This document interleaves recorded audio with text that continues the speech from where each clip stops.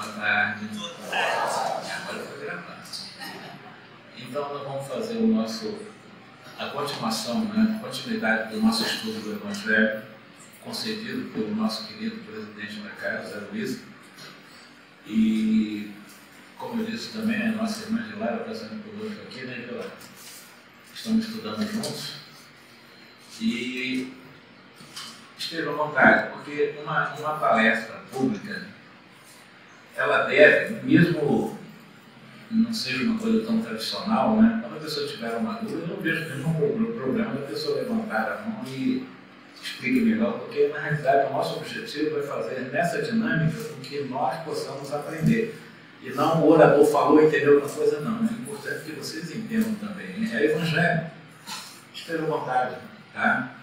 Para que nós possamos melhor assimilar o Evangelho segundo o Espiritismo. Tá? Hoje nós vamos falar sobre quando Jesus esteve diante de Pilatos, e Pilatos ficou numa dúvida se diziam que ele era um rei de onde, né? Rei dos judeus e tal, e ele disse que o reino dele não era daqui. Vamos analisar isso. Tá ok? Está lá no segundo capítulo, conforme assinala Allan Kardec. No começo do livro Evangelho, eu falei para vocês da última vez, o Espírito de Verdade é o Espírito que gerenciou todo o processo da codificação. E ele trouxe uma mensagem que o Kardec colocou lá no começo, né? Ele falou, o Espírito de Verdade, ou melhor, ele diz o seguinte: são chegados os tempos em que todas as coisas hão de ser restabelecidas no seu verdadeiro sentido. Então, há um Espírito que faz uma afirmação de que chegou um momento da história humana em que todas as coisas, quando fala todas, não é somente algumas, mas todas as coisas hão de ser restabelecidas no seu verdadeiro sentido. Essa afirmação do Espírito de Verdade, ele está mostrando para nós que quando haverá um restabelecimento de coisas ou de informações ou de lições para que possamos entender o verdadeiro sentido, no mínimo nós entendemos de que o sentido estava equivocado. Porque o verdadeiro sentido está distante do que se pensava que era real. Então, a princípio eu falei da última vez que o Evangelho de Jesus, por interesses completamente diferentes do objetivo macro do próprio Cristo, de trazer para nós a base de uma informação para nos preparar para uma vida material, mas com foco numa vida transcendente, as religiões inverteram o processo e ficamos demasiadamente aprisionados, mesmo sob o ponto de vista religioso, à vida transitória, à vida material, porque o próprio Cristo, a sua lição no sentido mais profundo ainda não foi assimilada. Por exemplo, é o que nós vamos estudar, a vida futura. Qual é a noção que um irmão cristão de qualquer outra denominação, sem ser espírita, ele tem de vida futura? É basicamente nenhuma. Exceto de que existe um céu, ou um inferno, ou possivelmente um purgatório, ou para as criancinhas, ou para os índios lá no limbo, mas nada mais do que isso. Não se tem uma visão exata de vida futura, de uma realidade em um sentido profundo de nossa imortalidade. Isso é um ponto. Então, por isso que o Espírito de Verdade diz que restabeleceria a verdade no verdadeiro sentido, porque o sentido foi totalmente desfigurado. E o Espiritismo veio para, nessa proposta, restabelecer o que o Cristo trouxe no seu verdadeiro sentido, principalmente considerando o que o cristianismo não considera. Primeiro ponto, a reencarnação. Nós, irmãos de outras religiões, você pode até falar no tema, isso é interessante e tal, ele acha legal, tal, mas ele não compreende sequer, ele entende a lógica da pluralidade das nossas vidas. Embora se diga cristão, e Jesus jamais condenou esse tema, e pelo contrário, ele endossou esse tema e nos colocou como um ponto importante para o entendimento das próprias leis de Deus, quando ele conversou com Nicodemo e disse que era necessário nascermos de novo para entender as leis maiores, em seu verdadeiro sentido. E Nicodemo também não entendeu. E o que as religiões fazem? Não conseguem entender esse tema. E, como eu falei, a questão também da imortalidade, que é essa visão de transcendência, uma visão de imortalidade, uma visão qual é o nosso destino após a morte.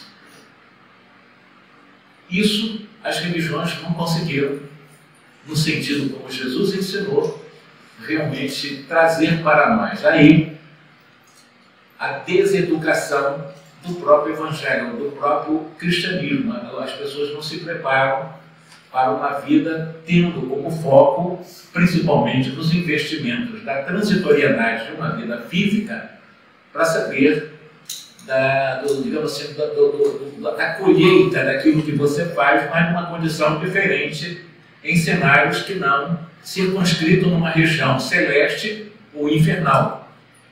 Porque nós vamos começar a entender que existem infinitas dimensões em que, após a desencarnação, estaremos profundamente mergulhados em nossa própria consciência, de acordo com as afinidades conscienciais desses infinitos planos no mundo espiritual. Que é umbral, o chamado umbral, que Davi dá o nome de umbral, ele tem vários segmentos, vários níveis, são várias esferas ou vários campos, podemos chamar magnéticos.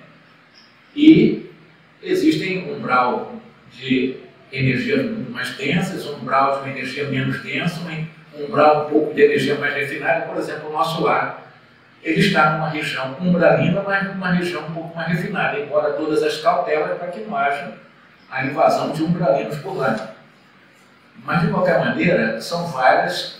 Aí começamos a entender, e aí, o que acontece? O que é umbral? Como é que é a vida no umbral?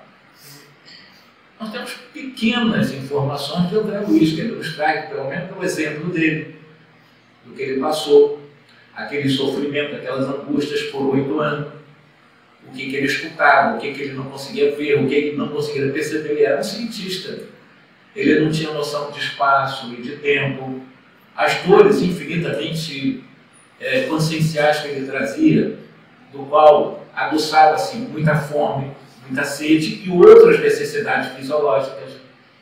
Ele conta isso com relativa, eu diria que superficialidade, ele não entra em detalhes, mas narra alguma coisa de como é que acontece após a morte diante desse mergulho na própria consciência, diante das escolhas que eu faço de uma vida que vai do berço até o túmulo. Ele fez a escolha dele, ele passou 8 anos, outros passam 100 anos, 200 anos, 1000 anos, outros estão a 10 mil anos. É uma escolha de cada um. Mas como é que é isso após a morte? E o Kardec colocou como um dos temas importantes do Evangelho, está no 2º capítulo. Vamos lá. Ele diz o seguinte: sabemos que, como eu fiz algumas traduções, assim, palavras minhas também, que está no Evangelho. Sabemos que Pilatos perguntou ao Cristo se ele era o rei dos judeus. E Jesus respondeu que o seu reino não era deste mundo, não era da terra. Então ele respondeu: você é rei? Meu reino não é daqui. Houve uma conversa, houve um diálogo e houve aí uma resposta. Pilatos e Jesus. Aí o Cristo continua na resposta explicando, dizendo que o reino dele, portanto, se ele diz que o meu reino não é deste mundo, supostamente se coloca na condição de rei, embora não fosse do mundo. Se fosse deste mundo, continuou Jesus, a massa, o povo, o meu povo, batalharia para impedir que eu não caísse nas mãos dos judeus, mas o meu reino ainda não era aqui na terra. E Pilatos interpretou como se o Cristo fosse um rei e, naquele momento que ele diz que o reino dele não era deste mundo, então você é rei, e ele confirma exatamente que ele era um rei, mas ele acrescenta uma coisa interessante, diz que eu nasci para dar o testemunho da verdade, e os que se afinizam com a verdade escutam a minha voz. Então aqui, quando ele diz que veio para nós, para dar testemunho da verdade, e depois o Pilatos pergunta o que é isso, e ele não respondeu, que é a verdade. Mas ele veio para dar testemunho dessa verdade. Mas os que são ligados à busca da verdade escutam a voz do Cristo, isso que ele diz para o Pilatos. Então aqui há, de forma aludiva até um pouco clara, uma referência que ele faz de uma vida após a morte. É claro que Pilatos não entendeu bolhufas essa conotação que Jesus dá em que meu reino não é daqui da terra. Então é em outro lugar, fora da terra. Na época de Jesus, para vocês terem uma noção de visão de continentes, dos 5 famosos continentes e populações do mundo, nós tínhamos uma população da Terra, na época, segundo os especialistas, sobretudo em campo de economia, de estatística, alguma coisa em torno de 300 milhões de seres humanos em todo o planeta. Quantas pessoas tinham ali na época, mesmo no Império, como o Império Romano, ali na Palestina? Meia dúzia de pessoas. Porque nós imaginamos aquele período cheio de abarrotar de gente, os filmes de Hollywood mostram aquela poeira de gente. Mas a Terra inteira tinha menos do que hoje tem no Brasil, em termos de população. Embora houvessem, pontualmente, alguns aglomerados. Quando se fala aglomerado, algumas aldeias hoje do mundo de hoje. Então veja como é que é o cenário. Como é que se aprendia assim? Que escolas eles aprendiam? Universidades, tem que pensar.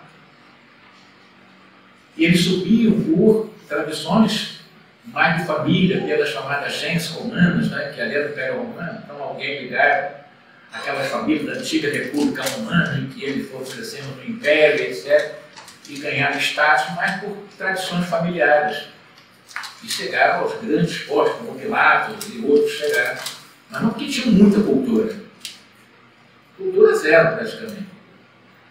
E aí, Jesus fazendo essa referência de uma vida futura, advertindo para que todos reflitam sobre essa vida futura, estabelecendo como o tema da maior relevância, eu diria que é a pedra angular do edifício da mensagem de Jesus, é a certeza da imortalidade, mas não somente a certeza de nossa vida após a morte, mas como seria esse reino, como seria essa vida após a morte, ou como é essa vida futura.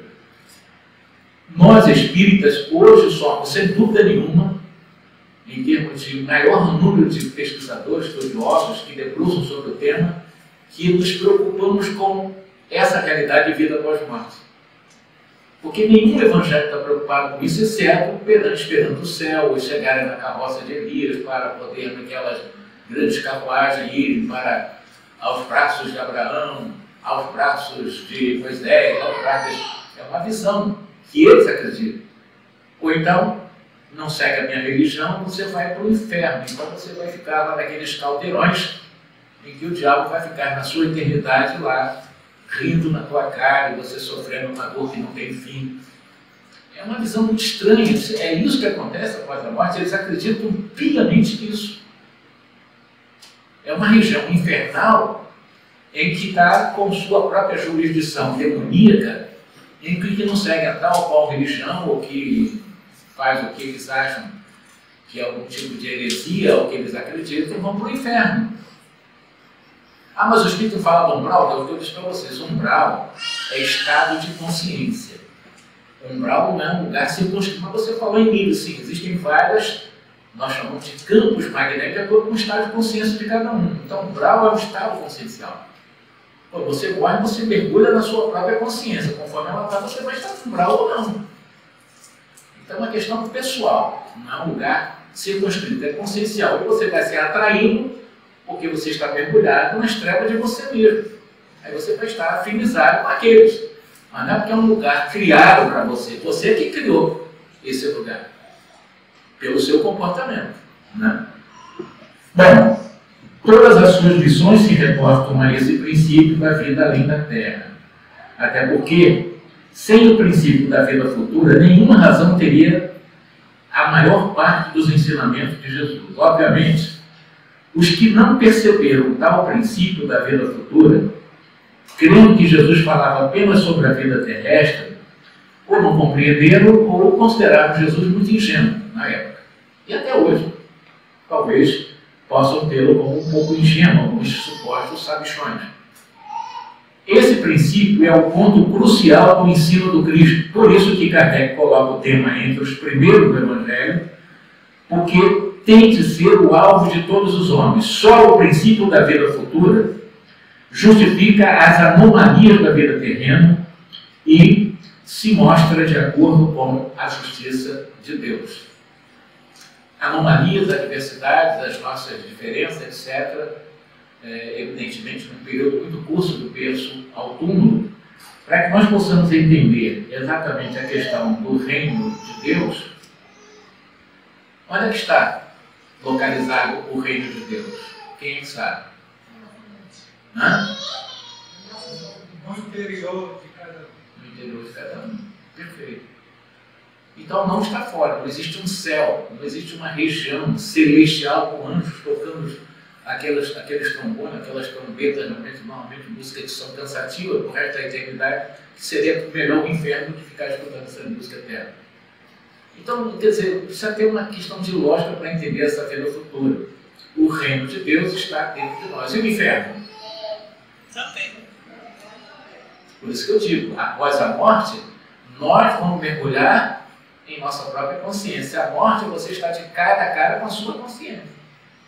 Você pode mentir para todo mundo, que é normalmente nós fazemos isso, nós vivemos de mascaramentos, né? O ego mascarado.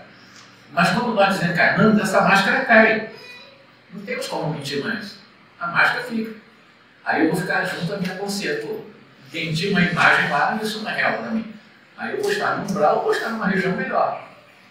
Mas é uma questão consciencial. Céu ou inferno. Tá? É evidente que os judeus mantinham ideias muito confusas acerca da vida futura.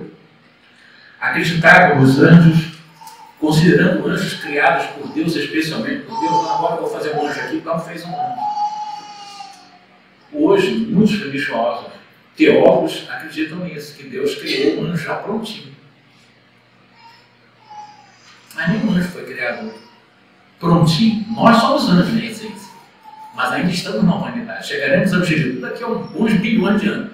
Mas nós ainda estamos na humanidade. Deus não criou anjos. Deus criou o espírito simples e ignorante.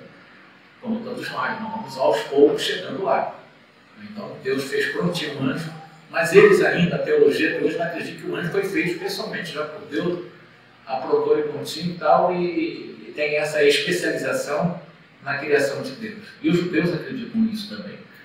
Para eles, a observância das leis de Moisés era recompensada com os bens terrenos, com a supremacia da nação a que pertenciam, com vitória sobre seus inimigos, e para eles as calamidades públicas e as derrotas eram o castigo da desobediência das leis. Era o parâmetro que eles tinham para entender a lei de Deus, imortalidade, anjo, demônio.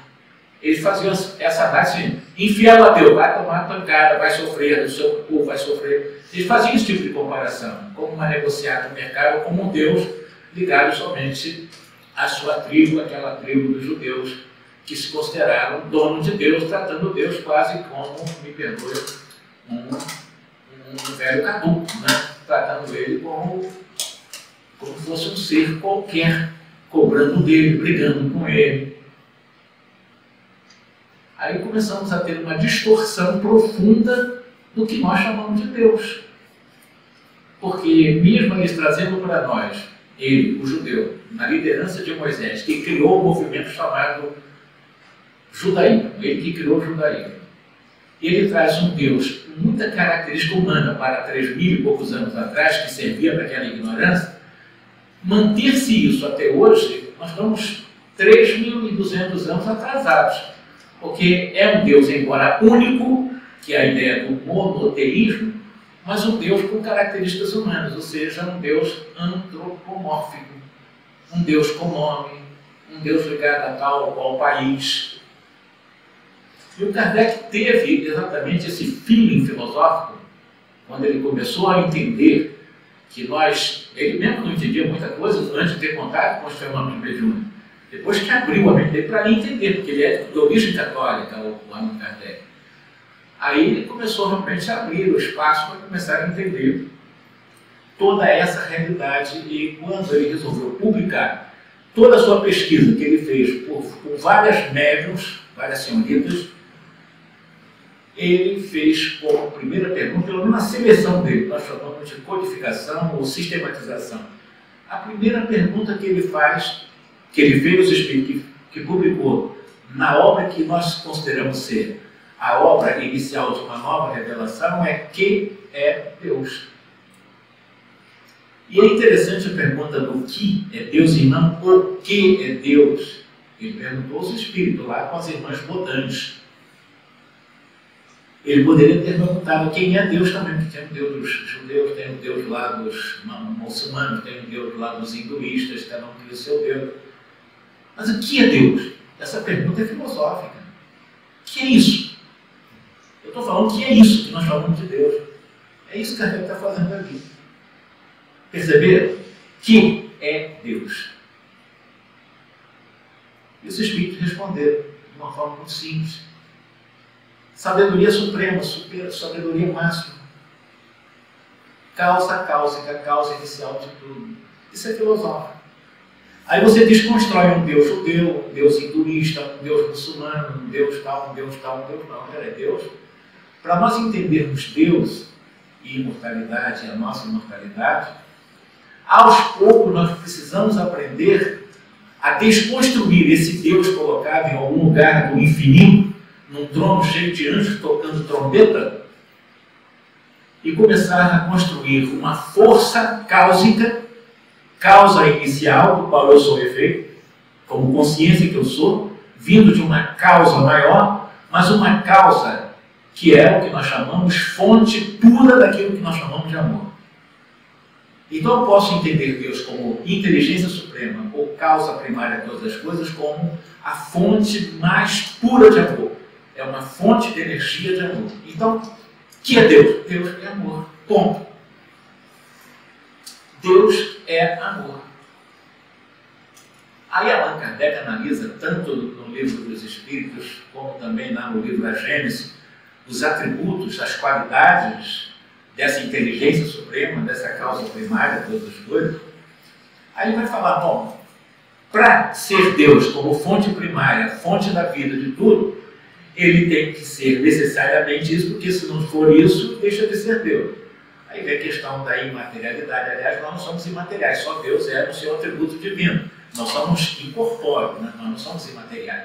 Então vem a imutabilidade, vem a soberania de justiça e bondade, vem a onisciência, e aí ele vai mostrando, né, além da unicidade e também da onipresença. Porque Deus, ele analisa muito bem, com aprofundamento no livro A Gênesis, essa onipresença. O que é onipresença? No livro A Gênesis, tá? Ele analisa a questão da onipresença como um atributo de Deus. É Deus estar na criação, lembrando que a criação é uma criação de Deus, mas ele está na criação sem ser a criação. Ele é o Criador. E nós somos parte da criação. Então Deus também, ele é pleno na própria criação. A maior lei que Deus criou, a maior de todas as leis, qual é a lei? Qual é a maior das leis? Ou melhor, qual é a maior obra de Deus? Eu já respondi, são suas leis. Porque se não fossem as leis de Deus, não existiria vida. Então a maior obra de Deus são suas leis. E nas leis de Deus, considerando a sua onipresença, Deus, ele não está, ele é pleno em cada um de nós. Eu vou explicar por que não está. Porque tem pessoas que dizem, mas Deus está ao meu lado. Não, Deus está na minha igreja. Deus está no meu centro espírita. É uma coisa estranha, porque o verbo estar é uma coisa transitória. Estar pode daqui a pouco não estar também. Né? Quando você diz Deus é na minha igreja, Deus é em mim, Deus é em nós, ele é pleno em nós. Por isso que Jesus, embora em letras miúdas, disse que nós éramos deuses. Porque ele disse, como respondeu o nosso irmão, o reino de Deus está dentro de vós. Mas que vocês precisam aprender a brilhar a luz que vocês são, porque são deuses. Que vocês são luz. Que brilhe a vossa luz, pois.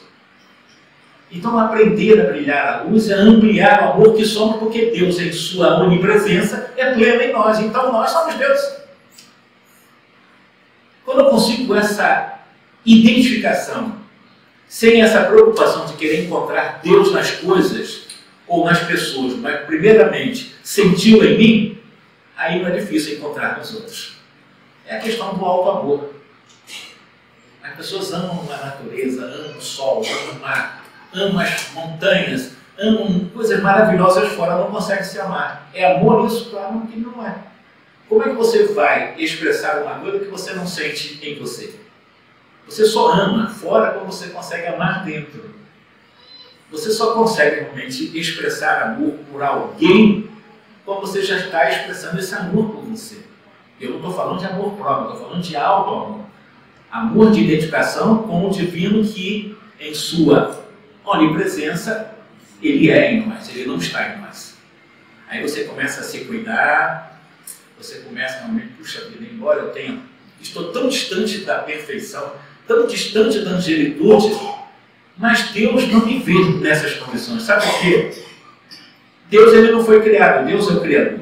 A nossa razão não consegue entender alguma coisa que não foi criada, a nossa razão não consegue entender alguma coisa que está fora do chamado tempo e espaço newtoniano, está longe dos tempos, está longe do espaço. O que é o tempo? O tempo newtoniano você não tem como explicar uma coisa atemporal, uma coisa que, se Deus sempre existiu, o tempo também sempre existiu. Que tempo? O tempo de Newton, que é chamado de tempo e espaço? Não, está muito além disso. Eu estou falando tudo para você para começar a raciocinar com Jesus de que nós somos infinitamente mais do que um corpo, mais do que um nome, mais do que um RG, mais do que um CPF, mais do que uma família. Nós somos imortais. Nós somos para sempre. A vida do berço ao túmulo é menos de 1 segundo em nossa evolução. 1 segundo. Nós estamos vivendo uma vida que corresponde a menos de 1 segundo em nossa eterna evolução. Então eu investi tudo em 1 segundo quando eu tenho o infinito. Então para que serve esse 1 segundo, que é uma vida do berço ao túmulo? É para começarmos a termos uma identificação com essa fonte pura de amor que nós chamamos de Deus. Essa fonte pura de amor, do qual nós chamamos Deus como sendo amor. Porque Ele nos criou por amor. Sendo fonte pura de amor, Ele nos criou também para manifestar o amor. E nós somos a manifestação de amor de Deus. Já perceberam como criação nós somos manifestação de amor de Deus? Então nós somos amor, porque nós somos criação. E Deus se manifesta também na criação. E o que tem a ver isso com a vida futura? Tudo a ver, porque com essa visão mais profunda da vida muito limitada que vai dar no momento que eu renasço até a vida que eu remorro ou morro novamente, é um tempo muito curto, do qual nós precisamos aprender a investir nesse reino, que é o reino do Espírito, para fazer o investimento exatamente neste mundo espiritual. E ele vai dizendo mais assim, Moisés, ele não conseguiu ensinar mais do que a um ignorante que precisava ser tocado pelas coisas deste mundo há 3.250 anos, mais ou menos. Alguns falam 4 mil, foi mais ou menos 3.200 anos atrás.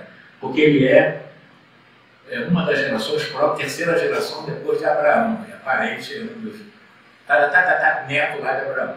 Né? É no além-túmulo o seu império, é no além-túmulo o que seu império viceja.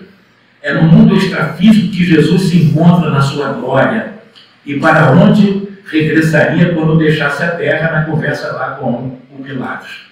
Jesus, porém, adaptando o seu ensinamento com o estado intelectual e com o estado moral dos homens da sua época, avaliou inconveniente dar-lhes informações mais profundas, entendendo que eles ficariam deslumbrados, visto que não a compreenderiam. O que mesmo que eu estou falando aqui agora é que Deus é onipresente, que nós somos amor, de que Deus nos criou por amor, para o exercício do amor, e que nós fomos criados para a pura e eterna felicidade, lá nos Livros Espíritos, questão 115, faz a afirmação que o nosso destino é a felicidade. Então, se Deus é atemporal, se Deus não teve começo, Deus também não terá fim, como nós também tivemos começo, não teremos fim.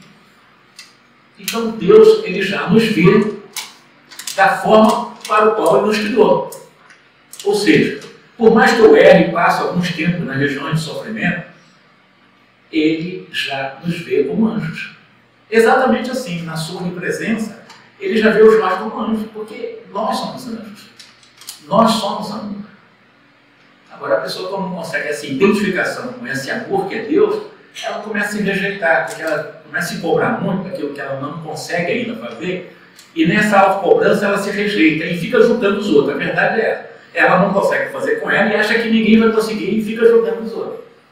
É uma projeção. Ela cria um mascaramento a partir de uma auto-rejeição e ela joga a rejeição dos outros, porque ela já se rejeita em si mesma. E exige dos outros que ela não consegue. Porque ela não está fazendo um bom trabalho de auto-amor. Ela está fazendo um trabalho de auto-exigência. E toda exigência traz culpa. Quando você se exige fazer aquilo que você está um pouco distante de fazer, não você vai se acomodar, mas que você reconhece o seu limite, porque os Espíritos exigem que eu faça a força no limite, que eu use o meu poder no limite da minha força, e não além da minha força. Porque tudo que eu usar além da minha força para eu crescer, eu estaria forçando uma barra da minha própria natureza. Aí eu vou vender uma imagem de boazinha que eu não sou. Uma pessoa maravilhosa, não. Nós somos seres humanos em crescimento. Todos nós que estamos aqui, Deus nos vê como anjos. Deus nos vê exatamente para o qual Ele nos criou. Por isso que existe a lei de evolução. Ou aqueles que acreditam que vão para o inferno, não têm visão de vida futura e vão ficar eternamente no inferno. E Deus vai para o inferno. Mas é uma visão distorcida, não existe isso. E eu quero afirmar para vocês que, por pior que faça um ser humano em suas obras contra o outro e contra ele, ainda assim, ele é amor. Não existe ser criado por Deus que não seja, na essência, amor. Porque Moisés disse que nós fomos criados à imagem e semelhança de Deus. Portanto, não existe aquele que não foi criado à imagem e semelhança de Deus. Portanto, o pior que seja aos nossos olhos um ser humano, ele tem jeito. Porque ele é amor. Ele pode levar 10 milhões de anos nas trevas, mergulhado no mal. Mas um dia ele vai brilhar a luz que ele é. É que nós somos muito... É um segundo uma encarnação, né? Muito pouco tempo. A gente quer para amanhã essas resoluções, até de nossa evolução, chegar já em nosso lar para ganhar uma passaporte, para começar a ser mentor de casa espírita ou até um mentor de cidade, de bairro. Você começa uma presunção muito grande da nossa parte. Nós temos que viver com as nossas dificuldades, com nossas limitações, gradualmente escalar nossa montanha de crescimento, porque nenhum de nós tem poder de transformar a vida de ninguém. Tá? Por mais que eu faça o bem, supostamente para transformar meu filho, eu não vou conseguir isso. Eu só consigo e só tenho o poder de transformar a minha vida. É o único poder que Deus me deu. É de transformar a minha vida. Eu não tenho poder de transformar a vida de ninguém. Eu posso dar os maiores exemplos do mundo. Eu posso ser uma boa referência. Mas a melhor é de quem possa realmente ser influenciado. Mas é ele que vai caminhar e subir a montanha. Você. Então é um trabalho individual, por isso nós somos indivíduos e únicos no universo. E posso afirmar para vocês que meu maior e mais importante amigo, não o Jorge em si, mas a essência que hoje se chama Jorge. Eu vou estar comigo na eternidade, então eu sou meu melhor amigo. Então tem que cuidar de mim. Não cuidar de mim o Jorge vai passar, mas cuidar da essência que eu sou. Da luz, do amor que eu disse que vocês são. Cuidem-se. Para que nós possamos, nessa chamada vida futura, não nos surpreender num mergulho de uma consciência enegrecida de supostas virtudes, no qual nós apenas vendemos máscaras que não eram reais. Nós não precisamos vender virtudes. Ninguém precisa. Nós somos o que somos, com defeitos e com também qualidades. Se erramos, ter a dignidade de reconhecer que errou para buscar acertar. E se errar de novo, mais disposto para acertar. E uma coisa positiva que você tem quando você erra é você aprender com ele. Então o erro acaba sendo uma conquista e não uma desgraça na nossa vida. O erro, você tem uma conquista em que você pode aprender com ele para não fazer novamente. Para você buscar acertar, já que você aprendeu que aquele não é o melhor caminho. Então isso é um aprendizado. E quando acerta, é o que eu chamo de conquista isso. Continua, é isso, o objetivo é esse, é acertar mesmo. A pessoa faz o contrário, erra, porque eu errei. Aí começa a entrar um processo de auto-julgamento, de autocondenação, aí chega no limite, autopunição. Aí a autopunição vem a depressão, a autorrejeição, vem as angústias, vem a ansiedade generalizada, vem um câncer, vem tudo isso. Porque a culpa gera câncer. A culpa gera neurastenias.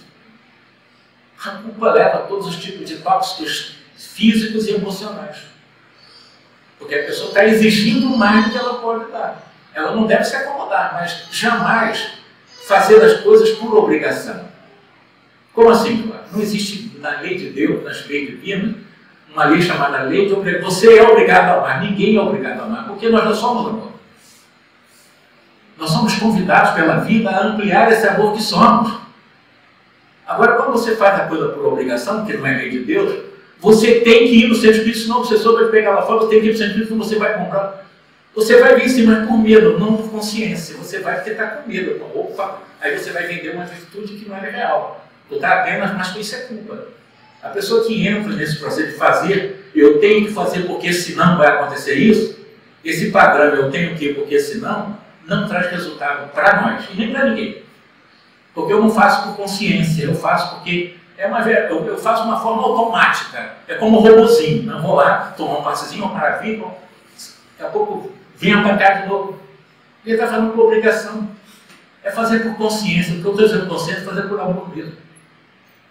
A partir do alto amor, é fazer com consciência. O que eu estou fazendo não é para vender imagem dos outros que eu sou melhor, mas não, eu estou fazendo porque isso é bom para mim, e como eu sou o único no universo, e se Deus me criou, tem um objetivo para a minha vida, tem um propósito para a vida de cada um de nós, eu vou atrás desse propósito. E atrás desse propósito é começar a estar realmente investindo em mim, no sentido mais profundo, para poder investir no outro. Repito, como é que eu posso ser caridoso com alguém se eu não sou caridoso comigo? Pensaram nisso? Como é que eu posso ser, vamos dizer o termo, mas eu sou paciente, aparentemente paciente com todo mundo, eu não sou paciente comigo. Sou duro comigo, sou exigente comigo. Ah, eu sou maravilhosamente filantropista, o fazedor de coisas, né? A fazeção de coisa para os outros, não faz nada para si, faz para os outros. Aí a abnegada, mas ela precisa fazer para ela precisa ser filantrópica com ela precisa fazer caridade com ela precisa se amar, ser menos amargurada, porque tem tanta pessoa que faz só amargurar todo mundo, briga com todo mundo, briga em casa, no entanto dá coisa para todo mundo, mas não se dá. Como é que você vai querer se dar sem dar para os outros sem se dar? Você só dá aquilo que você tem. Como você conquista o alto amor, como você conquista a certeza da vida futura, de que a vida continua após a morte, mas que aqui é a base do qual eu colherei naturalmente nessa vida futura, não com medo de inferno, nem pensando de um nosso lar ou coisa ali acima do nosso lar, é viver e trazer para o aqui e agora todos os nossos investimentos, sem essa preocupação de futuro ruim ou bom e sem uma pós-ocupação de um passado tenebroso. Traga o presente. Nós só conseguimos resolver nossas questões do passado no presente, sem aprisionar com o presente, com o passado. E, preso no presente, resolvendo minhas questões hoje, no aqui e agora, eu posso fazer um bom planejamento no futuro, mas sem ficar trazendo o que nós chamamos de ansiedade, que é o medo do umbral, ou até mesmo um lugar melhor, logo que se traz ansiedade no presente, coisa que você acha que vai acontecer amanhã. Então, se esqueça essa pré-ocupação e também a pós-ocupação de coisas que já aconteceram. Traz para o presente o potencial que vocês têm de um projeto de uma vida melhor. Um projeto de uma vida melhor é você se cuidar. É você se aceitar como você é você se aceitar como você está. Você é um espírito viajor da eternidade e terminou, né, meu irmão? Você é um espírito eterno, viajor, como eu disse, em nossa eternidade, criado para a pura e eterna felicidade, afirmado pelos espíritos, mas você está com um nome, com um corpo, vivendo no Brasil, com certa idade, vivendo tal família, isso é transitório. Então, para que eu possa encerrar agora, invistam naquilo que é permanente na vida de vocês, considerando a vida futura. Não fiquem investindo de forma contrária naquilo que vai passar. Nome, poder, dinheiro, fama, tudo isso vai passar.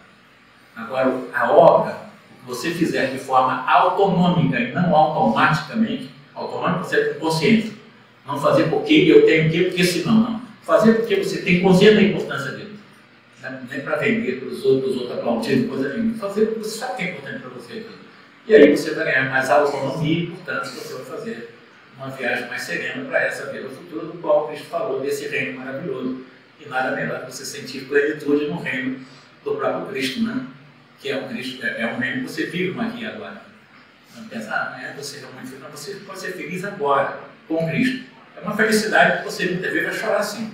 Você vai sentir uma leveza, uma suavidade e um contentamento nessa conexão com Cristo. Tá? Acho que foi, né?